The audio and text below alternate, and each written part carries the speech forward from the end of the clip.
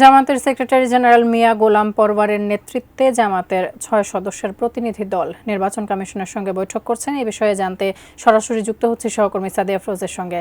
সাদিয়া, বৈঠক কখন শুরু হয়েছে? বৈঠকের বিষয়ে কোনো তথ্য আপনার কাছে রয়েছে কিনা?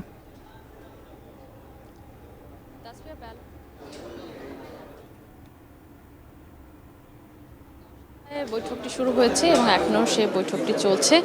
আপনি জানেন যে জামায়াতের সেক্রেটারি জেনারেলের নেতৃত্বে এই বৈঠকে অংশ নিতে ৬ সদস্যের একটি প্রতিনিধি দল নির্বাচন কমিশনে আসে এবং সেখানে প্রধান নির্বাচন কমিশনার সহ অন্যান্য ৪ নির্বাচন কমিশনার এবং নির্বাচন কমিশন সচিব এই বৈঠকে অংশ নিয়েছেন এবং তারা এই বৈঠকে তাদের কথাবার্তা বলছেন। এবং যেহেতু আপনি জানেন যে বৈঠক শেষ হওয়ার পরে নিশ্চয়ই জামাতের পক্ষ থেকে জানানো হবে যে কোন বিষয়গুলো নিয়ে তারা আজকে আলোচনা করতে এসেছেন।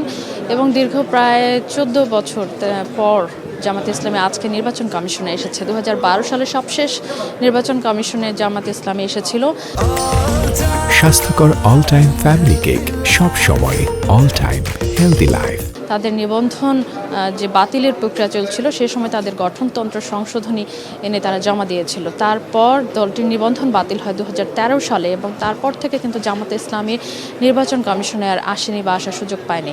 তারপর আজকে এই প্রায় ২০১৩ সালের পর থেকে আজকে ২০২৫ সালে এসে জামাতে ইসলামী সেই সুযোগটি পেল এবং তারা বিএনপি এর আগে আপনি জানেন যে নির্বাচন কমিশনের সাথে বৈঠক করেছে গত কয়েকদিন আগে। এরপরে আজকে জামাতে ইসলামী অংশীজন হিসেবে আগামী জাতীয় নির্বাচনের অংশীজন হিসেবে এই বৈঠকে অংশ নিয়েছে এবং দলটি যেহেতু এখনও নিবন্ধন ফিরে পায়নি, দলটি আশা করছে যে তারা পরবর্তী যে শুনানি রয়েছে উচ্চ আদালতে, সেই উচ্চ আদালতের রায়ের বা শুনানির মধ্য দিয়ে তারা তাদের নিবন্ধন ফিরে পাবেন। এবং এই দলটির প্রতীক ছিল দাঁড়িপাল্লা এবং সেই প্রতীকটিও কিন্তু নির্বাচন কমিশনের প্রতীক তালিকা থেকে বাদ দেওয়া হয়েছিল এবং সেই প্রতীকটি তারা ফিরে পাবে কিনা সেটিও হয়তো বা শুনানির সময় জানা যাবে।